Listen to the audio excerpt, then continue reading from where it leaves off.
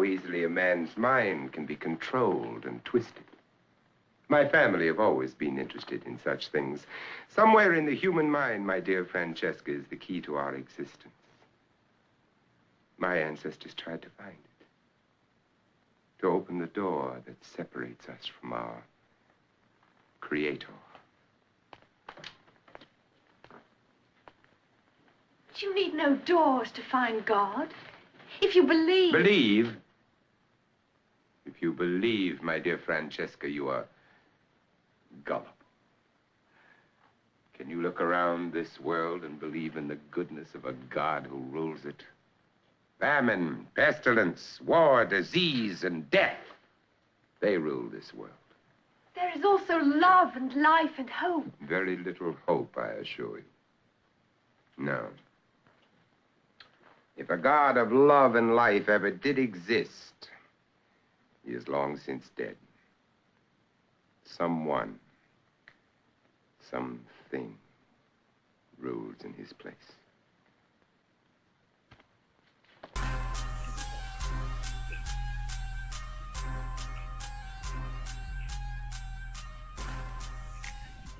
Assalamu alaikum and welcome to the Mad Mamluks podcast. My name is Sim. Along with me are my co-hosts Mahin and Sheikh Amir Al Abdur Rahman. That's what the sheikhs do when they wear glasses. Oh Lord, this is not happening. You know Sheikh Abdur Rahman, right? Omar Abdur Rahman? Yeah. Shh. We don't mention the names to protect the innocent and all that. Now I gotta bleep that out. Real smooth. But he does. What's going on with the glasses, Sheikh?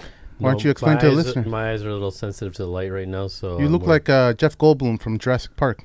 Walks around with the glasses. Hopefully, it's a compliment. There's a lot of light in this room. I had a slight headache, and it was getting worse with the light. So you said you didn't sleep last night? Let's just say something like that. Yeah. Why? Your basement flooded? No, alhamdulillah, man. That's what happened a lot around here. MashaAllah, the Sheikh has a lot of vigor. We shouldn't talk a little bit more about this subject. Let's move on. Assalamu alaikum.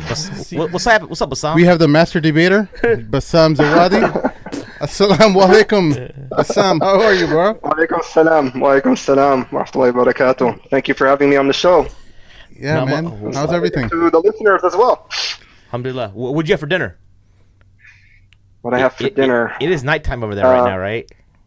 Well, it's an Arabic dish called maqluba, meaning upside down. So basically, it's like eggplant and beef and minced beef and rice. And yeah, and it's Arab biryani. Yep.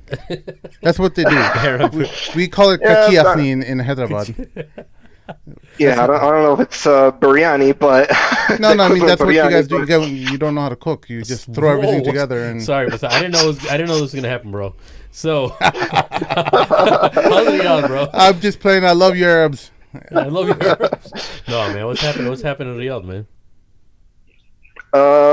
Nothing much. Everything's pretty good here. I mean, pretty normal. You know, pretty normal. Yeah, it looks pretty like normal. That's good. All laid back. You guys got toilets there now? Oh my god. MashaAllah, of course they do. What are you talking about? That this is the Gulf country. Oh, okay. They got more amenities than any place in the U.S. Bro, they got I've been to a hotel room where they had 2 toilets. Yeah. Like one where you use the toilet and you take care of, and then the one it cleans you. It's a bidet, I'm like, there's no way in America this exists. Yeah. That's like beyond first world amenities. The first time I went to Saudi, I was like, man, I wish I knew about this before. Best part about Saudi for me is like al-marai juice. And that's the best part. It's like the lemon and mint and stuff. But yeah, no. I was actually reading a report yesterday. They said that al-marai is like probably the ranked the 6th best food company in the world. So yeah, really? Probably not. I actually was looking I was on their website like a couple years ago looking for a job there.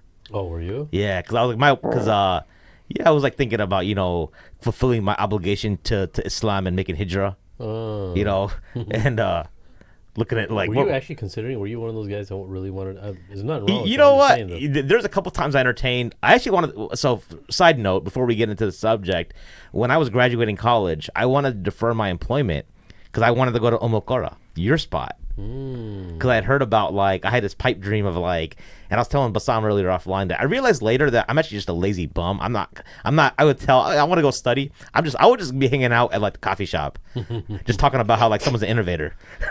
Wherever I went, I'd end up somewhere. The cool thing is Umm al-Qura ain't got no coffee. You're talking about Mauritania, right? Mauritania, yeah. There's no coffee shops there. Yeah, really not. So I would be forced to study at, like, it's like you pretty much nothing else to do, right? There's nothing else to do. Yeah, so I was like, but I actually did have this idea that I wanted to go to Umm al-Qura for like 6 months.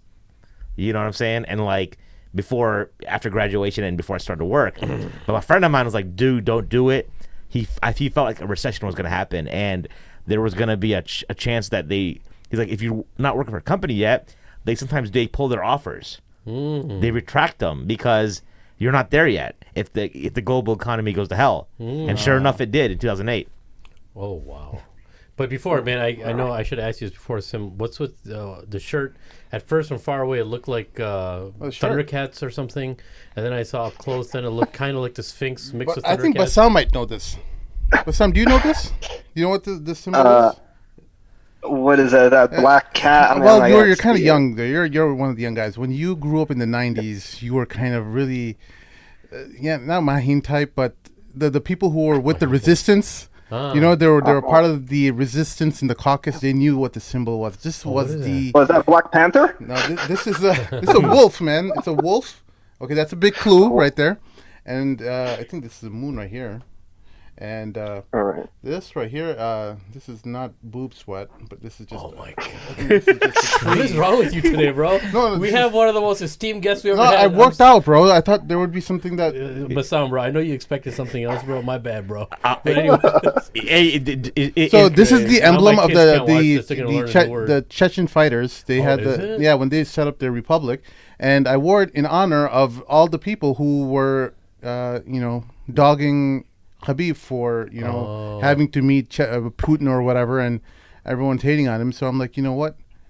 I remember the resistance. I remember what they went through. So this is in honor and in respect to Khabib for having to do what he has to do. Very good. Let me ask you this. Just to keep Bassam safe. Very inspiring. Bassam has nothing to do with that opinion or anything because he's in a faraway land, which we can't guarantee any safety for those words that came out of Sim's mouth.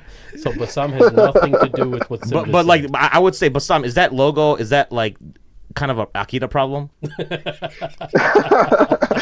I don't know. Probably a fashion problem before we take on theology. Someone took a dig at Sim about fashion. So like, but like, the only time Sim will get serious if you talk about fashion, bro. So please don't do that to him. Anyways, I was gonna compliment you about your shirt. Got that in.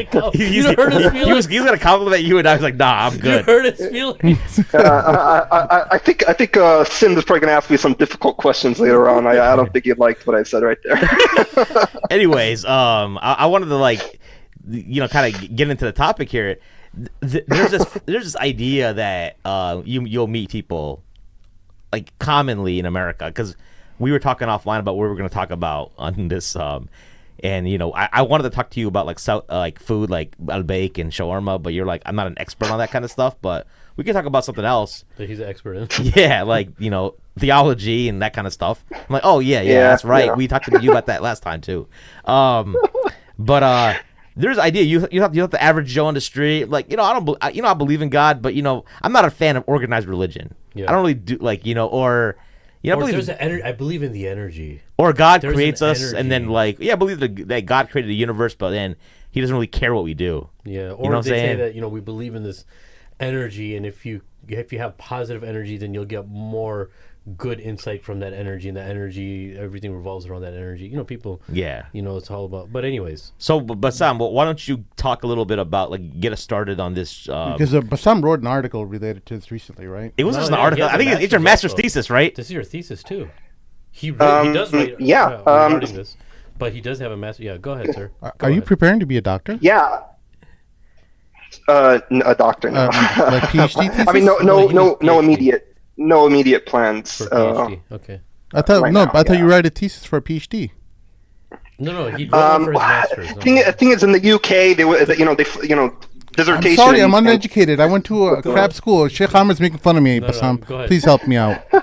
Go ahead. I mean, whatever you want to call it, a dissertation or a thesis, and whatever Is it a whether Yale you're dissertation? used to American English or British English. Well, basically, I was doing a master's in philosophy of religion and ethics with the University of Leeds, and alhamdulillah, I finished, and I was basically working on my thesis, or let's just use the word thesis from now on. Or what would make you guys more comfortable? Dissertation? Dissertation. Magister. All right, let's say the topic was on the subject of deism, and I would say that. I guess before I talk about why I chose to discuss that topic, maybe what we can do is perhaps we can start off with defining what deism is. Yes. And when he's saying deism, it's DEISM, right? DEISM. Not Yeah, that's theism correct. with the TH. Yes. Oh yeah, I'm glad you made the discussion Because here, it can Sheikh. kind of sound like it. Yeah. Go ahead. With the D. DE. Yeah. Yeah. Go ahead. DEISM. Yes. Yeah. So deism can be defined as the belief in a God who chooses to not intervene or be involved in the affairs of his creation.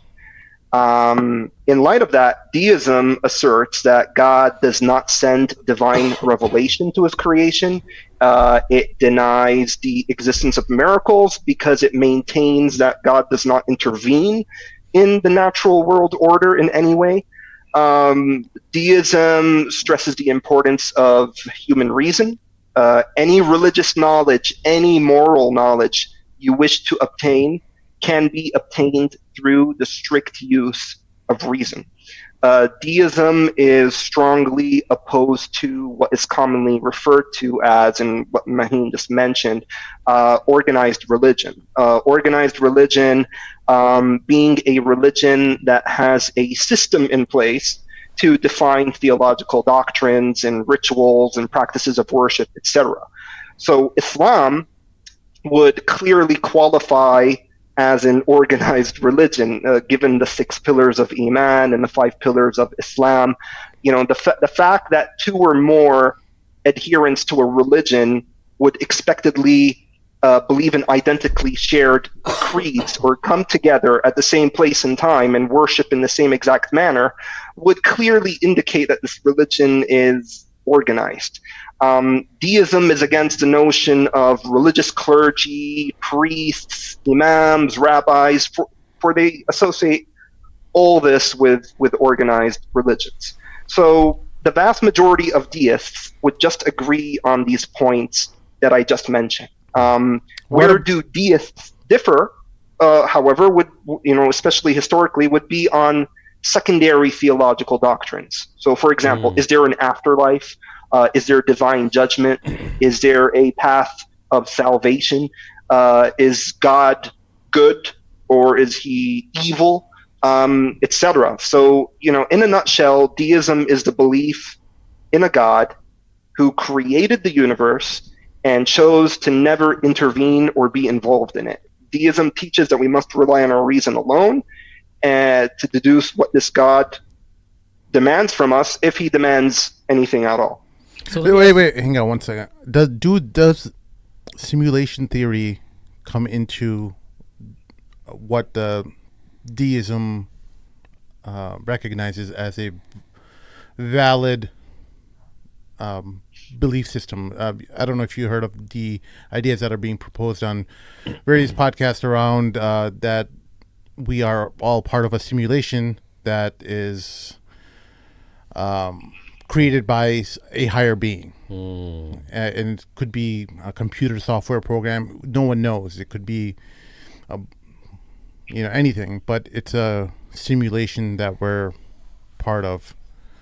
There's no intrinsic correlation between the two. There is a different kind of belief system or a thought, a separate thought known as solipsism, and where solipsism pretty much is a very matrix-like kind of belief, whereby you're not even sure if the people around you are real or whether you even exist yourself. But when it comes to deism, no, there's That's really no connection. There's no connection between. We'll the get two. back to solipsism, but Yeah. go ahead. I'm Sheikh Amr. Yeah, so I want to know historically, like, when did this start? Because it seems like there's some talons of the Mu'tazila in here too. You know, it seems like there's some remnants. Was this something? Is it a recent phenomenon, or did this start before even the time of prophethood? Like, when did this? What's the origin story of this? Yeah, I mean, now, similar. Now, deists disbelieve in prophets, right? Because they don't believe that God, interacts with the world. They don't believe that God sends prophets to the world. Even the ones that sorry to cut you off. Even the ones that somewhat debate the afterlife, and that even them, they don't believe in any type of messenger, directly or indirectly. Okay.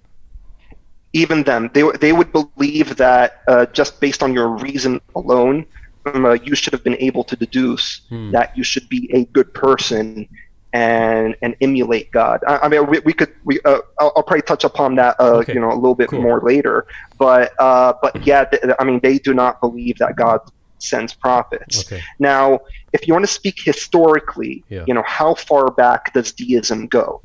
Well, if you ask some deists would tell you that Adam himself, the first man who was ever created, was a deist, right? I mean, that's kind of their propaganda.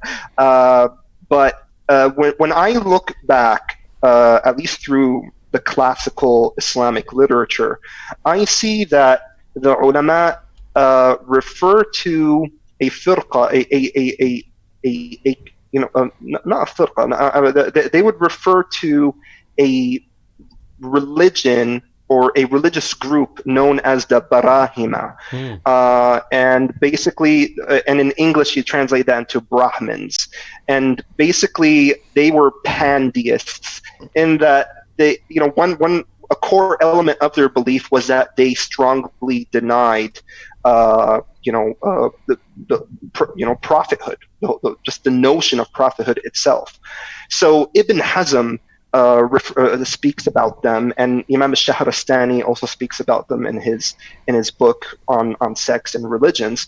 And the Ash'aris and the Maturidis in their classical works actually dedicate sections in their theological tracts to refuting the Barahima. I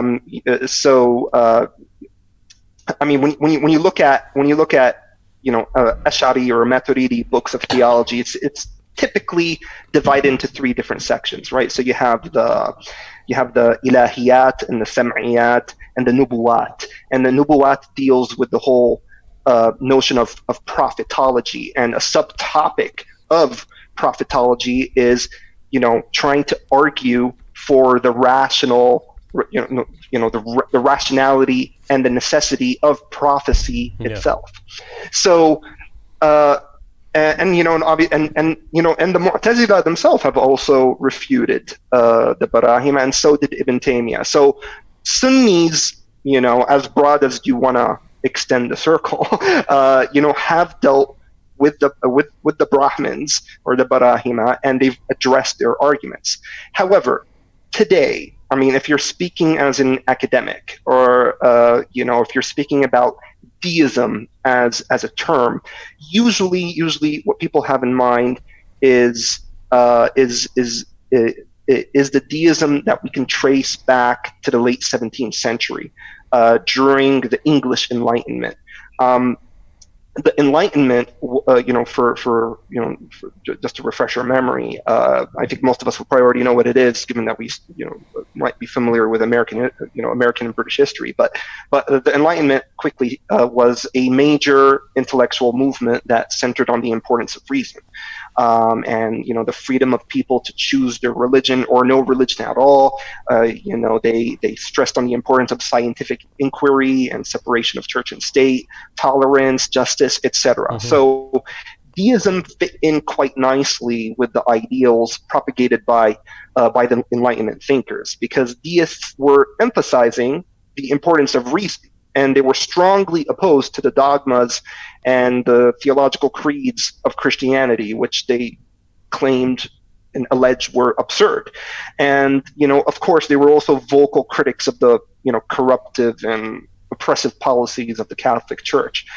It was also during this time that, world exploration voyages exposed the Europeans to different cultures and different religions, and the idea started creeping into the minds of some of them that it does not make sense for God to punish all these non-Christians just simply because they never heard of Jesus Christ.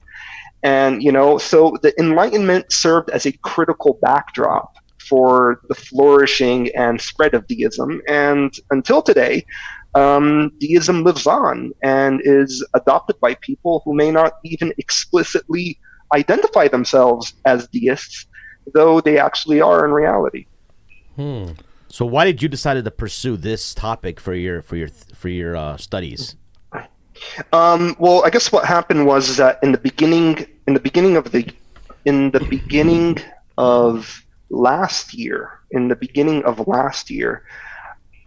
there was a brother who was really struggling with his faith. He was based in Canada. I won't name him or anything, and he was really struggling with his faith. And we were exchanging back and forth on Telegram. For those of you who don't know the app, it's kind of like WhatsApp. We were exchanging back and forth for like 4 or 5 months. I mean, there were probably like hundreds of messages going back and forth between me and him, and deism was really confusing him. Deism was really bothering him. One question I want to ask you before you continue: did he know about deism, or he was just talking as? He knows the term. He knows the term. He actually says deism is bothering me, and I can't find a single decent article written by a Muslim that is tackling this specific issue. He's like, I only found a forum post by you, meaning me, because I actually wrote a short post on a forum, on an Islamic forum several years ago, tackling, just laying out basically some of the substantive criticisms of deism. And he's like, that's all I was able to find, and it's still not satisfactory enough. And I need answers. And so while I was going back and forth with him, I had to force myself to really think about how I want to further articulate my criticisms of deism. And I felt like, I was going back and forth with him, and I felt like I was doing so much research here, and this is really bothering him. Maybe it's bothering other people as well. Well, what exactly is bothering him, though? Yeah, what's he coming from? And was he someone who identified himself as a deist, or it's just an idea that he's like, man, this is really throwing my iman off? I'm trying to actually remember the details. Did he actually leave Islam? He definitely did utter words of major kufr. So okay, what about what Sim at the said? time, Did he like say like I'm a deist?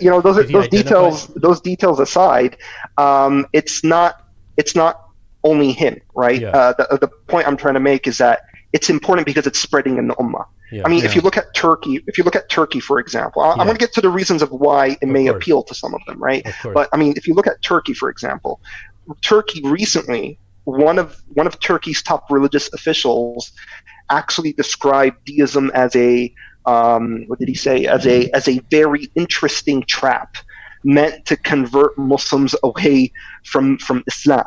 And deism, from what I am able to observe on the digital sphere, is at least in the last 5 to 6 years, it started spreading in a couple of the Gulf Arab countries. And speaking about the American context, which may be more relevant to some of our listeners, is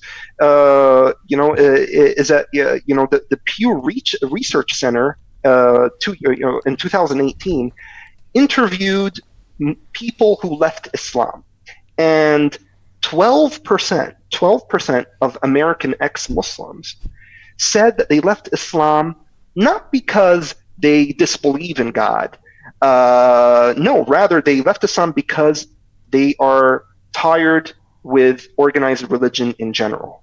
So they have become disenchanted with the idea of religion altogether. Yes. And It's in a way, everywhere if you now. think That's about it, everywhere now, there's yeah. this sort of appeal in deism in that it doesn't make the completely outrageous claim that atheism makes by denying the existence of God, nor does it appear to burden the deist with the criticisms that adherents to organized religions like Muslims and Christians, have to sustain in order to defend their respective faiths. And not just that, I mean, Bassam, but not just that. As someone who, when I was young, went through these phases of, or not just phase. I never left Islam, but was critically evaluating my positions. There's a element of fate that when you align yourself as deism, you don't have to worry about someone being being a puppet master of everything you do, because I don't know.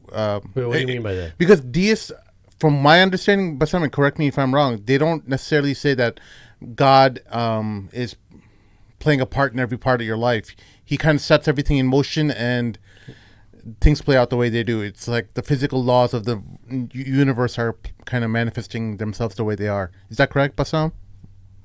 I mean, I would say it's.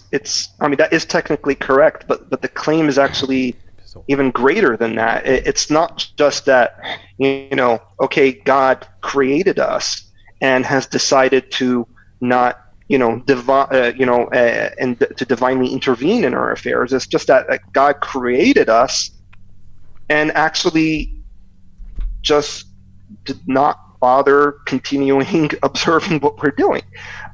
So God pretty much just created the universe and set it in motion like a clock and just letting it run on its own natural course.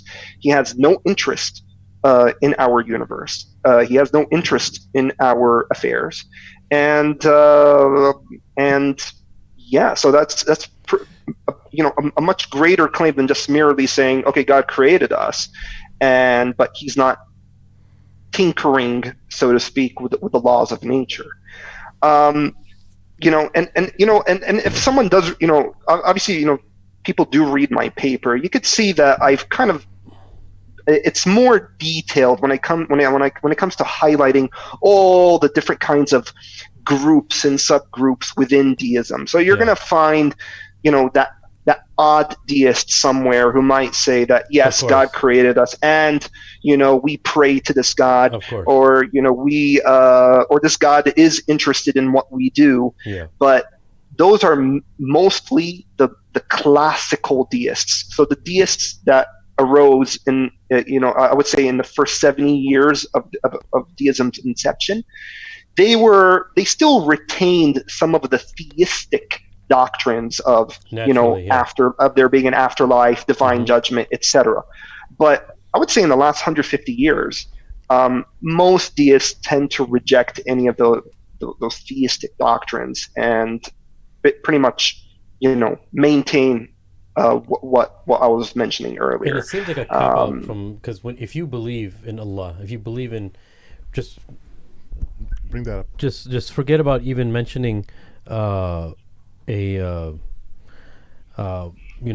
just the name Allah, just the creator or the creator of the world, right?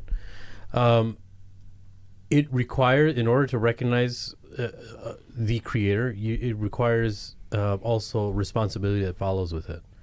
To say that there is a creator but just lets everything go, that's such an easy way to just say, hey, there's no responsibility for anything. There's no type of repercussions. There's no ramifications. And it's very easy in that sense, right? And the reason why I'm mentioning that is today we see even Muslims saying that, you know what, you're worshiping God. As long as you're worshiping God, hey, man, you know what, you're good. You have nothing to worry about. That's one thing. Then you have another group of people that say, yeah, I believe that there's God, but, there's no other way of knowing. And I hear Muslims kind of alluding to this sometimes. There's no real way of knowing, who's correct and who's not correct, as long as you believe in God, right? So they may not even know that they're following or indoctrinated with elements of deism, but the direction that we're going in now, as far as religion, anti-organized religion, it's such an easy way for people to believe that, even Muslims and Muslim youth, that it's actually pretty scary.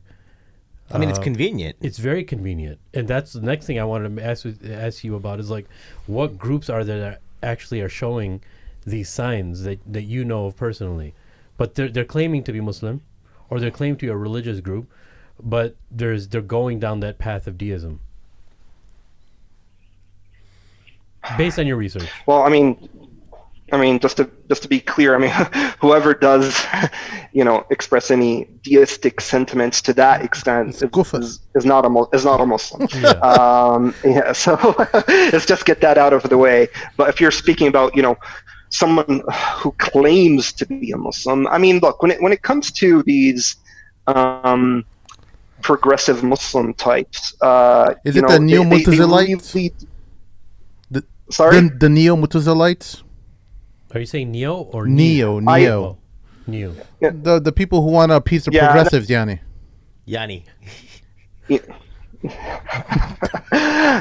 mean, I wouldn't. I think I probably wouldn't even insult the Mu'tazilites by calling, progressives today as neo-Mu'tazilites. The Mu'tazilites, still established an Islamic state. They still waged jihad. They still ran by Sharia law. Their mistake mainly had to do with going a bit too far in exercising their rationality, and they fell into error when it comes to certain theological doctrines. Yes, they are Ahlul Bid'ah, but they are nowhere to be compared. No way to be compared to progressives who are who clearly have an inferiority complex and are just trying to neuter their religion and tinker with all of its edicts and injunctions just in order to appease a certain power. So I would not insult the Mu'tazilites in that manner, despite my strong reservations against them. Are there any groups that I would identify today as being deists within the broad nominal scope of Islam? I can't think of any formal or academically recognized group, but if you're going to see anyone sharing those kinds of sentiments, it's going to be some of them from the progressive camp. That's I mean, that's for sure. And, I mean, that's what you're probably going to see. And that's the danger of like we talk about progressives and we talk about people who want to deconstructionalize and revamp Islam, and a lot of the people, and this is why I was asking that question, is they don't realize, but when they think that they can revamp Islam, it's all going to come down to them literally just like somewhat believing in Allah, but everything else falls apart, which is why the idea is very, very dangerous, and ideas that lead to that, right? A lot of people think that I'm not a deist, so it doesn't matter. But no, what conversation are you having, or I should say that when we're conversing with people, there's elements of deism there, and that in the next generation can get a lot worse. Like you were talking about the first generation of deism, they still had remnants of theism, and then the next generation, and that's what actually ends up happening. So is it true? That's a very good point. Very good point, Sheikh. Sorry, is it Amir or Amir? I used to always call you Amir, but then I heard Sin call you Amir. No, it's Amir, but you can call me Amir too, because that's a beautiful name too. I'll call you Amir. So I mean, Sheikh Amir, I mean, you definitely hit nail on the head there, because historically, the first deists were Christians, right? Wow. They actually still called themselves Christians. I mean, John Locke, one of the founding fathers of classical liberalism. A lot of people would call him a deist, even though he was still a self-professing Christian. So yes, things do progress to the worst, because people over time are definitely going to see the inconsistency in their stance, and so they're going to be forced to make a decision.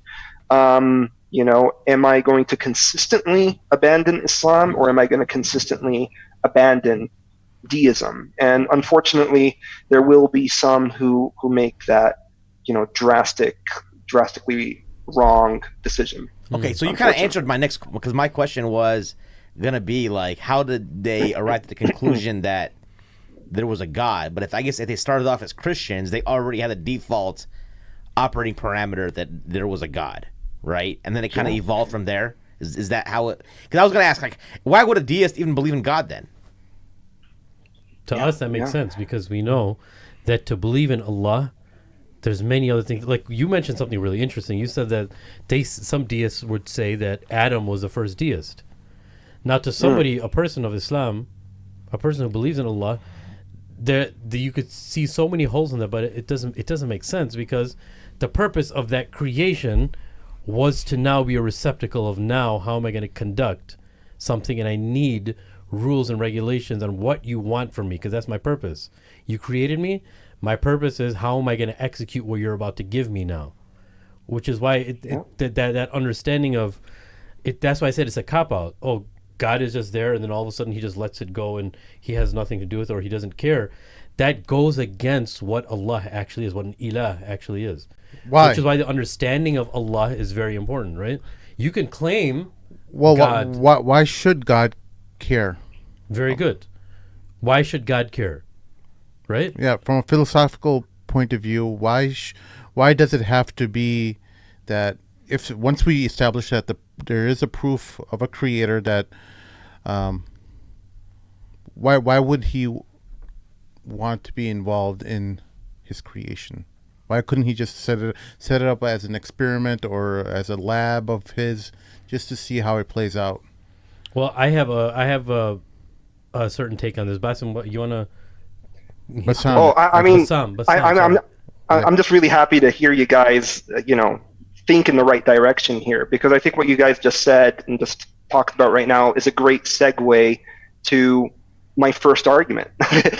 Because in my paper, I actually detail 3 different arguments against deism, and what you guys just spoke about is really a great transition right now for me to maybe put forth my first argument. Yeah, and we're smart. Yeah, Sim is a maestro. Go ahead and say Sim it. is a maestro, mashallah. I don't get much credit. I would say, okay, so the first argument has to do with demonstrating the inconsistency of deism in light of its stance on God's wisdom. Now, deists have historically appealed to the argument from design, or the teleological argument, as an important argument for the existence of God. I mean, they used to call God the great architect, right? Yeah. They used to frown upon atheists for disbelieving in God, because they felt, and rightly so, that the intricate design of the universe observable to us cries out for an explanation, cries out for a creator, for a designer. So to believe in a grand cosmic designer of the universe would entail believing that this designer has wisdom, that this designer has knowledge, and not just any kind of wisdom. Rather, the wisdom must be proportional to the kind of wise acts performed by the designer in question. Yeah. The magnitude, the brilliance, the sophistication of the designed must reflect the properties of the designer. So, given the magnificence and the stupendousness of the universe, we can only assume that this cosmic designer, that is God, is infinitely wise, or at the very least, extremely wise. Now, the question comes, if this designer is infinitely or extremely wise, then how can someone who is so wise enough to create and design this magnificent universe be unwise enough to create the universe with no purpose in mind? You see, a wise person does things for a reason, right? If us finite human beings don't build and create things for simply no reason whatsoever, what then do we think about this great cosmic and infinitely wise designer? Yeah. I mean, Allah subhanahu wa ta'ala says, أَفَحَسِبْتُمْ أَنَّمَا خَلَقْنَاكُمْ عَبَثًا? I mean, do you think that we just created you for no reason. I mean, we just created you for no purpose at all, but uselessly. أَيَحْسَبُ الْإِنسَانُ أَنْ يُتْرَكَ سُدًى? Does man think that he'll just be neglected, that we'll just leave him alone? I mean, Bassam, you gotta stop you there because I think you skipped one step and sure. So you mentioned like teleology, right, which is the study of or the philosophy of the purpose behind things. Everything in the universe has, from our observable reality, right, our objective observable reality, we can tell that everything in the universe has a purpose. Yes. Every single thing. Anything created, anything, dust particles even have a purpose, right? Right. So when you follow that line of thinking, when you notice that there's nothing that in existence that doesn't have purpose behind it. Yeah. All matter, and whether it's photons that aren't even actually matter or whatever, wires, tables, every single thing has purpose behind it. If you follow that and you accept that there is a creator, right, the natural progression of thought or logical thought would be that, hey, human beings should have a purpose as well. What do you think about that? If 99% of things in the universe have purpose, right? I mean, if you're seeing, like, other than the human consciousness, and it's, if you take that away from every single thing in the observable reality, you see that everything has some form of purpose. Why not? Why wouldn't the creator put purpose behind the human being and its self-awareness, its consciousness, the most wise creation? Well, not just that. Why wouldn't it have a purpose? But the ability that human beings, or the uniqueness of human beings, that they have this ability to not participate or participate in any kind of purpose they want, right? God gave them one life, and you can utilize that life in any way possible, right? Yeah. From whatever I studied, it seems like the whole test or our purpose in life is whether this unique creation that our creator made, will it recognize its purpose, its truth in life, and bow down to its creator. Deep. I know. What do you think? So, problem for no. I mean, you definitely raise a good point there, and what you're saying is logical. But I guess if I were to play devil's advocate here, and I might argue back. Oh, well, okay, Sim. We all have a purpose, but we create our own purposes, right? It doesn't mean that we all have this cosmic or ultimate purpose to worship this God, and he's kind of probably going to try to evade. I mean, for example, like Aristotle thought the function of man is to use his rationality. That's kind of like the ends. That's kind of like the ends of Aristotle's purpose of man. The function of man is for him to exercise his rationality, and that would be an exemplification of his brilliance and his worth, etc. I mean, the argument that I'm trying to develop is I am trying to highlight that there is an inconsistency in the deistic conception of God, in that deists would say God is this very wise being who was wise enough to design this magnificent universe. So they affirm that God is wise. That's the point. Because God cannot be this brilliant designer of the universe if he has no wisdom. And they would grant that. They would grant that premise in the argument. So now the idea here is to probe them further. Now, wait a minute. Okay, so you do affirm that God is wise because you do believe in the argument from design. So you believe in a designer, and obviously this designer has knowledge and he has wisdom. Otherwise, how would he have been able to create and design this magnificent universe? Therefore, you affirm wisdom. Now, tell me this.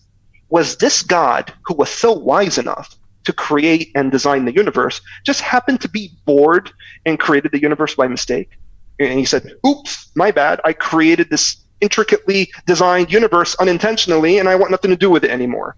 And no, I'm not going to make it disappear into non-existence after having concluded that its creation is a mistake. Rather, I'll just continue to let it continue exist on its own in that lonely corner over there for just no reason whatsoever, just for the heck of it. And that's really, a human really, being, that's a big leap. That's the big leap. So, in summary, there is tension. There is serious tension between the belief that God created the universe for no reason whatsoever, but to run on its own natural course, like clockwork, without a care for whatever happens to it, and the deistic affirmation that God is a wise being who impressively designed the universe. So that's the first argument. The first argument is that deism makes no sense in light of God being an infinitely wise being.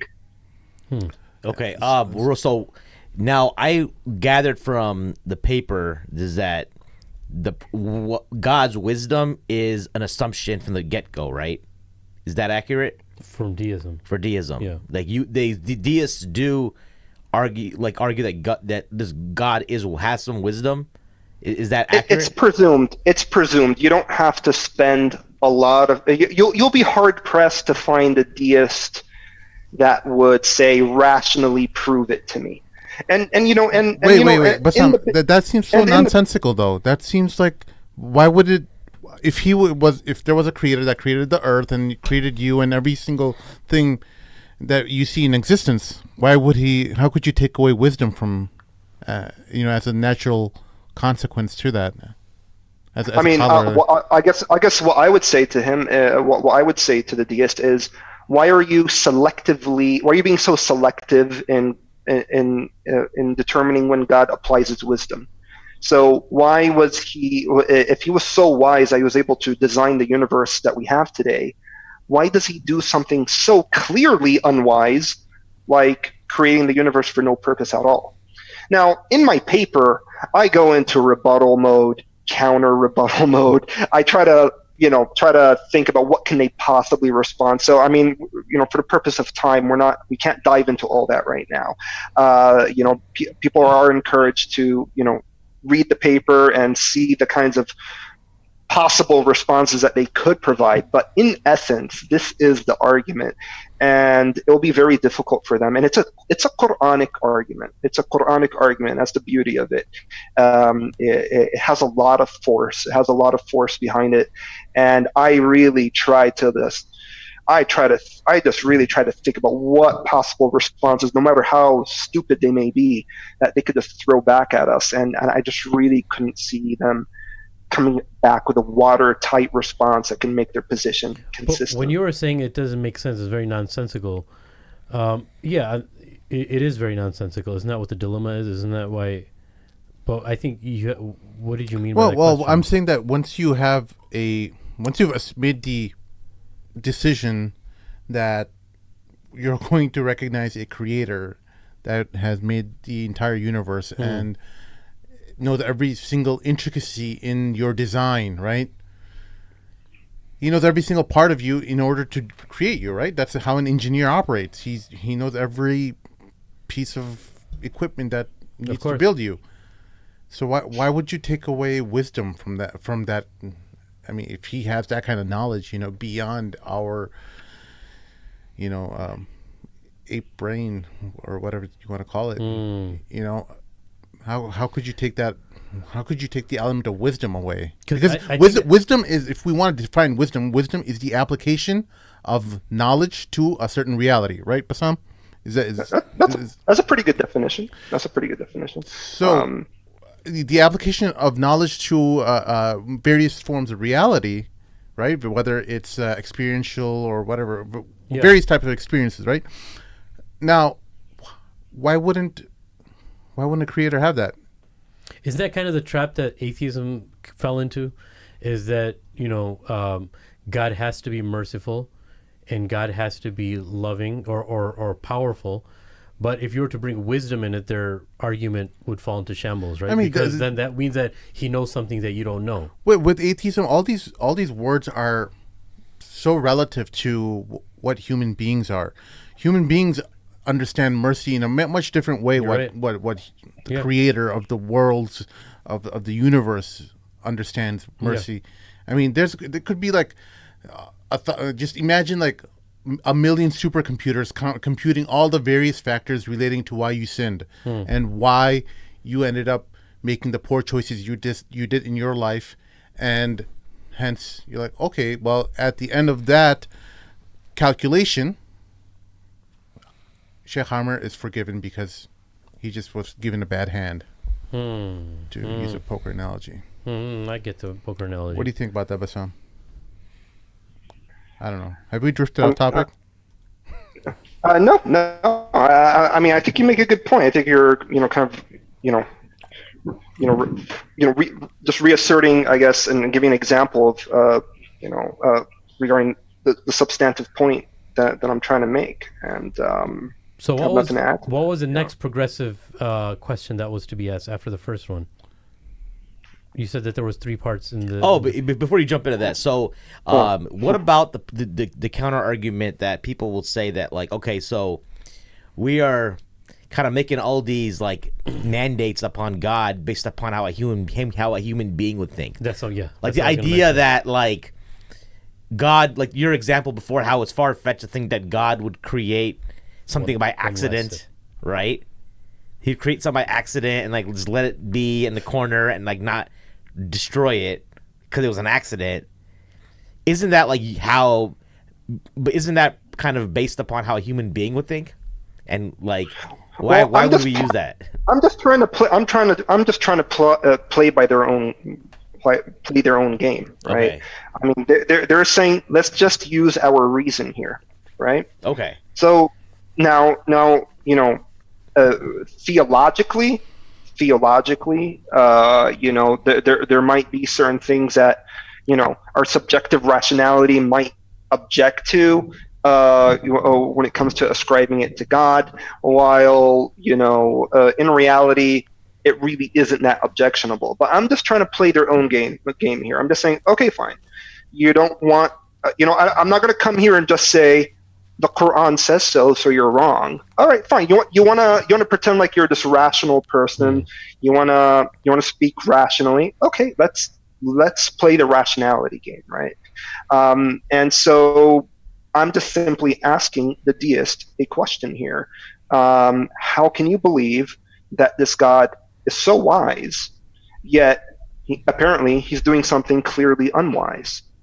And whatever, and as I point out in my article, sometimes they might respond by providing some really ad hoc responses. But the point is, how did you know that?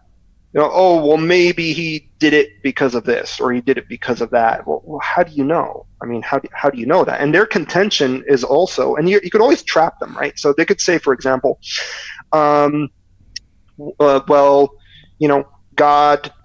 Okay, so you might ask him, how do you know that God does not intervene in our affairs, right? Like, how do you know that? Well, then he's going to tell you, well, because he doesn't care about us. I mean, he's not concerned with our affairs. Okay, so then why did he create something that he's unconcerned with? And if he says, well, okay, let me retract what I just said right now. Actually, God is concerned about us, but he chooses not to intervene in our affairs. Okay, well, if God is concerned about us, you kind of, and you admitted that, you pretty much just lost a big key argument of yours supporting your stance that God will not intervene in our affairs. Meaning, on what basis are you saying that God will definitely not intervene in our affairs if he truly is concerned about us? Yeah. So you could always trap them. It's a vicious circle, and I really demonstrate this in my article.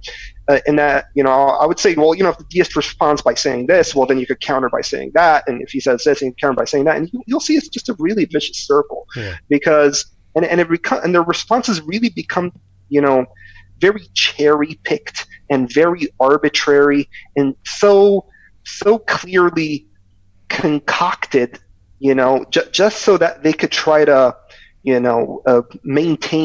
maintain their stance. But even with all that cherry picking and all that arbitrary selection of doctrines that appeal to them, which is completely unfounded, and not supported by any evidence other than their personal desire to try to, withstand the objections against deism, they really still fail at the end.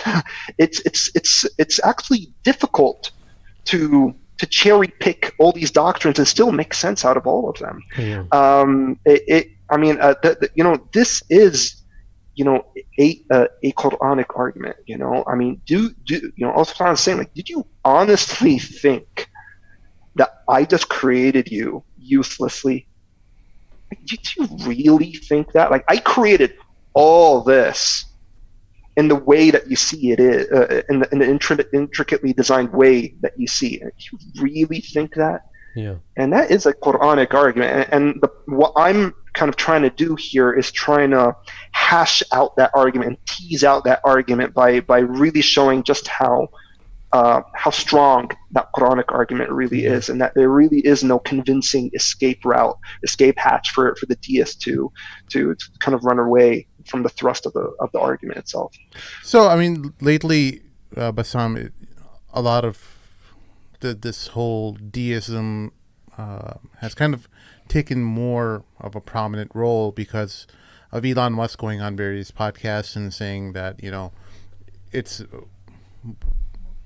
a very, it's a completely remote possibility that we're not in some kind of simulation. So what he's saying, he's not saying that he believes in a God, but he's saying that we're in some sort of simulation. It's just a fancy way of saying deism. Yeah. It's more hip and cool, talking about, technology and culture because, he's Tesla and SpaceX and all that. But what he's really saying is there's a higher power who created us. And so, deist would affirm that you're real, right? Like, Well, how do you know that? That's another question, though, right, Bassam? I've wondered while growing up, like, how do I know that Sheikh Amir and Mahin and Bassam all in front of me aren't just characters, and I'm the only one who is being tested?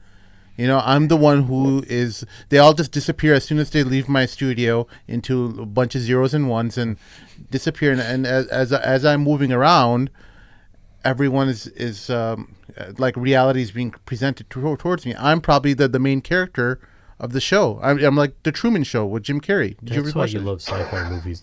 Now I know why you love sci-fi movies. Anyways, why not? No, I know what you mean. I don't want to make a joke. Well, I guess just not to digress too much, but I would just simply say that us human beings, we don't operate that way in all other aspects of our lives, right?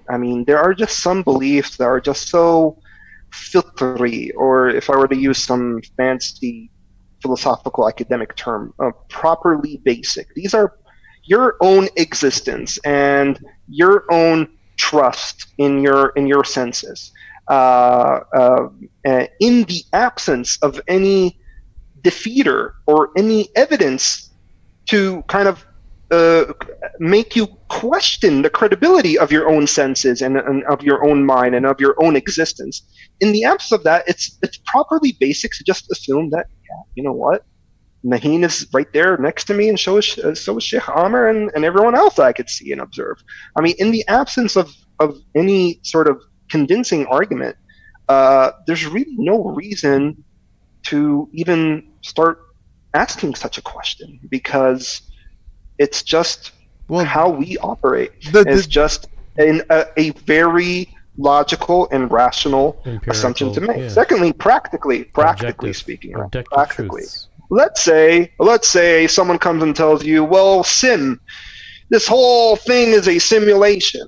Simulation. And included within that simulation are all the prophets that came, and heaven and hell. And in this simulation, if you reject Islam, you will go to hell in this simulation, and you'll feel it as real as that simulation will make you feel it. It's like, well, you know what, man?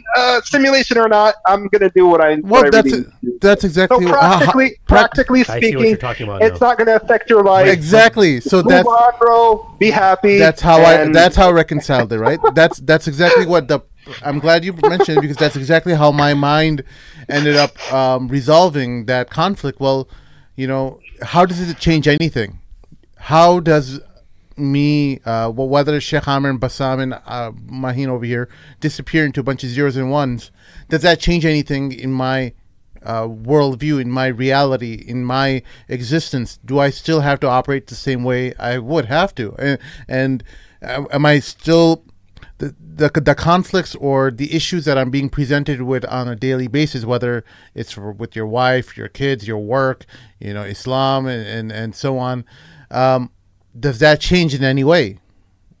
Even if that's true, it doesn't, right? And did your understanding of your faith, have you scrutinized it enough to know that without a shadow of a doubt that this is in fact your faith, and that there is no shred of doubt that it can be that it is not the truth, you know? So that line of thinking eventually made me understand that, okay, well, it doesn't matter, and you still have to play out the game the way it's been laid out for you. Yeah, even the word faith, man, it's used so differently amongst religions. With us, when we say faith, we believe in aqidah, belief in Allah, 100%. Yeah. When you say faith in other religions, it's like, hey, who cares if you're right or wrong? It's your belief. You have the right to believe that. Yeah. You know what I'm saying? Because Whether you right or know, wrong. sometimes you're presented with characters like Maheen, and like you're like, man, this has to be a video game, because how the heck can this person exist? He still That's a compliment, bro. He does not like rebelling against rulers, you know? I'm like, who lives in this era? Like, this has to be a character who was just like one of those Goombas that are presented to Mario that he has to step on.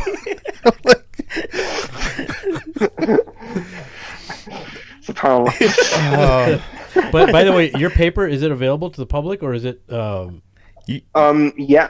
you could Google it. You could say, you could just type in a critique of deism, Bassam Zawadi, and you should be able to find it. We should make it a downloadable link for pay for $20 or something on our website. Hey, I was gonna ask you. Such a capitalist. That's another. So I'm pretty much like Republican to my core, right? Yeah. Even though I like lived in Canada and all that. See, but this is what I'm telling you, like contradictions on top of contradictions. It's cool. I like it. It's entertaining. Anyway, go ahead. What kind of arguments do deists have in their favor, do you think, or do they have any? And also, as you answer that, is there like a David Wood of deism that you can go debate on some stage? No, I mean that's not any that I'm aware of, and that's the interesting thing, is that deism is not really debated in the public sphere, just like how theism and atheism. But even that ideology doesn't seem so like I'm not type aware of of any ideology prominent apologists. I mean, sure, you could see some writers.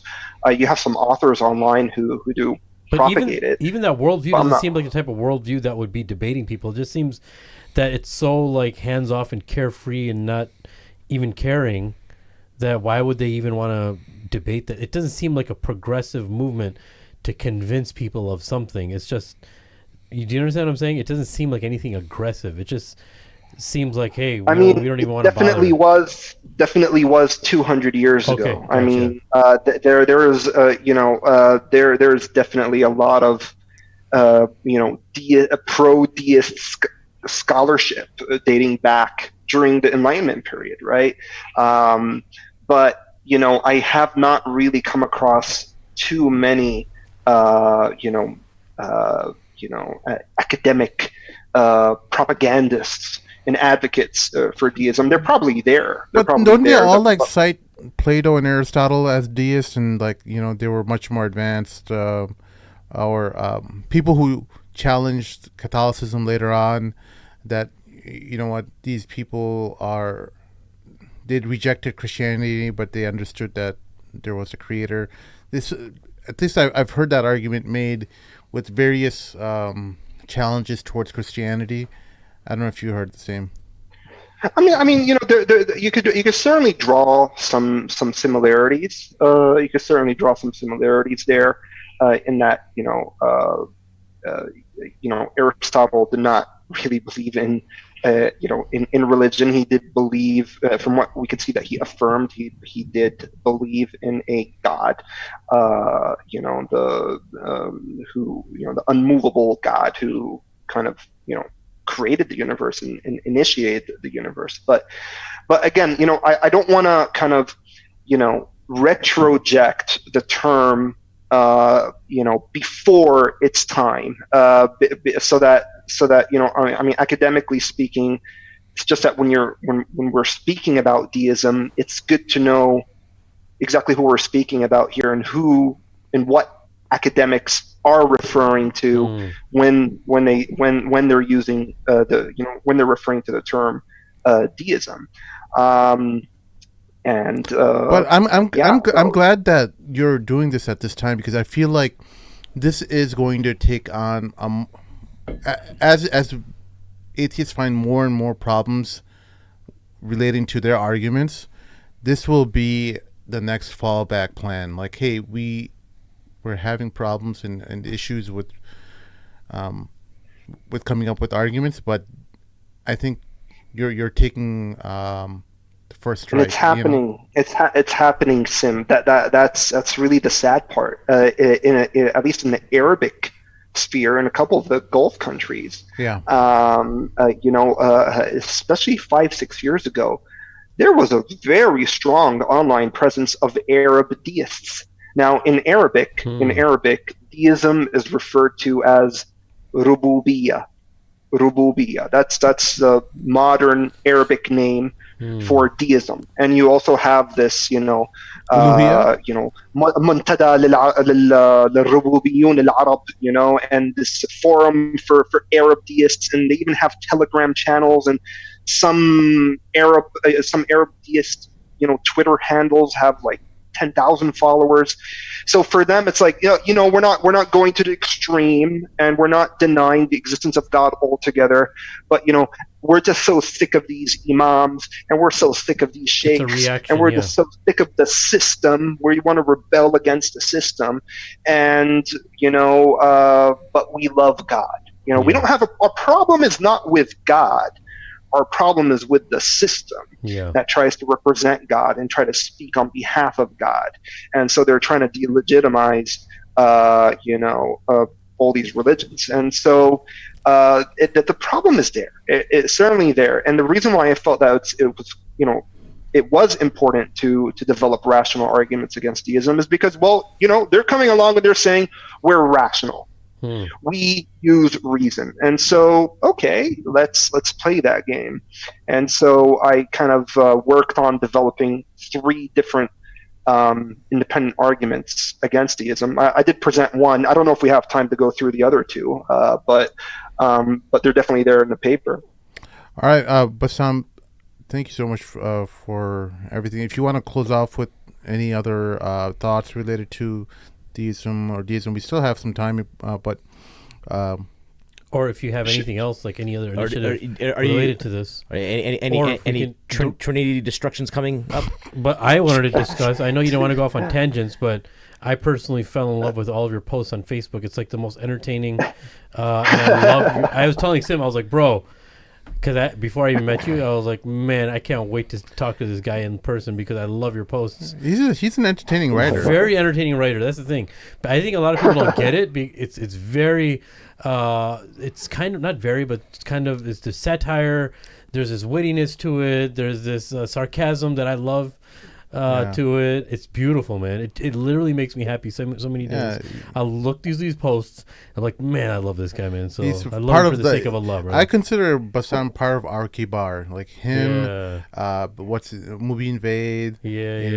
A few other guys that probably get us in trouble. Well, what is Ali Borek? He says you have your own tariqah or something like that. On what? I'm on the tariqah. What? He says you have your own tariqah.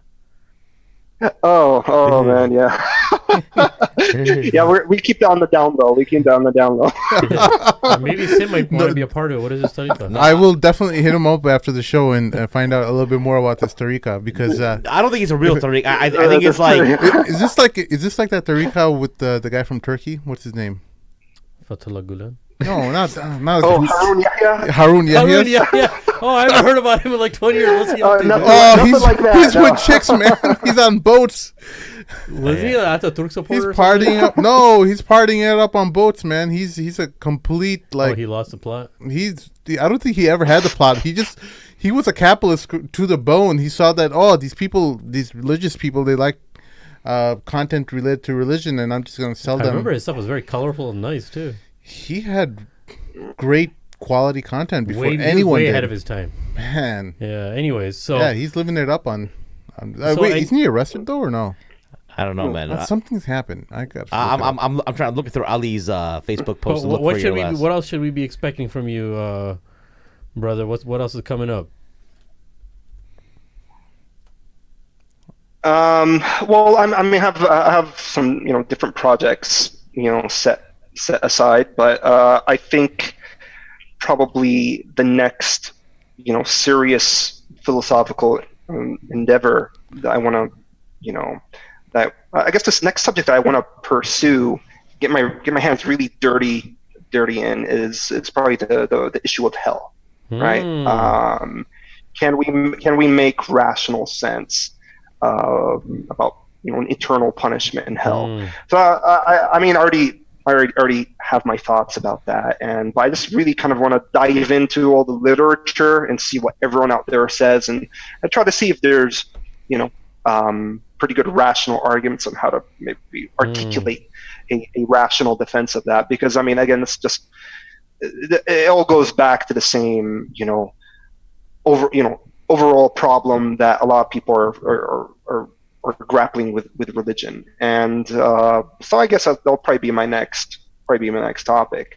If I did want to have some last words, just to kind of bring this topic to a close, I would say, first of all, I'd say that if you want to learn more about deism, then my article is a good place to start, right? You can Google my article. You could just say a critique of deism, Bassam Zawadi, and you should be able to get a hold of it. Inshallah, you'll find it useful. And please do reach out to me if you have any questions pertaining to the article. I dive into a lot more detail in the article, and I try to deal with several possible rebuttals and counter rebuttals to the arguments that I'm making. So even if you feel that you have some objections to something that I've said here today, it would most likely be addressed in my article. So do check it out. One particular, some specific advice that I have for students of knowledge and for imams, I'd say learn from the mistakes of learn from the mistakes of Christians. Read the history of the Enlightenment and learn and derive lessons from what you read. The people rebelled against religion because it came across as anti-intellectual. And it wasn't simply because Christian doctrines like the Trinity and the Incarnation were incoherent, but rather it was also because the religious clergy came across as intellectually ill-equipped to defend their faith. But not just that, they were deeply corrupt too. Exactly. They were also perceived as ignorant enemies of science. There was also corruption running rampant in the church, and they held up tyrants. Clergy. Yeah. Sorry. I mean, similar to what we're experiencing right now, they legitimized some tyrants, and exactly. I mean, there were religious figures who were colluding with tyrants, and they were justifying their present policies. Some of the Catholic priests who were meant to be celibate actually betrayed the trust of the of women and slept with them. So not only you have to avoid these horrendous sins forbidden by Islam, but you also need to manage your reputation and ensure that you're not being perceived as immoral or as an anti-intellectual. I mean, if someone has intellectual doubts, don't push that person away. Don't rebuke that person for being brave enough to confide in you by seeking your help. Don't come across as someone who supports dictatorships simply because you're against revolutions and rebellions. Don't come across as somebody who views Islam as a career and charges ridiculous amounts of money in exchange for your religious services. Think about your reputation and how you're being perceived in the public sphere, because you are the religious clergy of Islam. You are the representatives of Islam. How you are perceived will have a tremendous influence on the perception of many Muslims on about Islam, especially those who already have weak iman. So please bear this in mind. I see that we're kind of starting on the same trajectory that the Christians were on 300 years ago, and it had disastrous ideological results. And I pray that Allah subhanahu wa ta'ala, prevents that from happening. And so we all just, do our part and trying to hinder that from occurring. And for people on YouTube, they're going to be seeing, I'm just putting up that article because I made an accusation against Harun Yahya, and I'm backing it up. the trial opens up. It just last month, and just a couple weeks ago, actually. 2 weeks ago, trial opens up against controversial Turkish evangelist and cult leader has gone on trial on more than a dozen charges, including forming a criminal gang, blackmail, and sexual abuse of minors. And so it goes on and talks about that. They can click on the link or actually just follow that link and look that up. Anyway, his real name's Adnan Okhtar. Right, I remember something like it was like Adnan. And he has like followers of 225 of his followers. I think you just froze Bassam, by the way. Oh, I didn't freeze him. Bassam, can you hear us?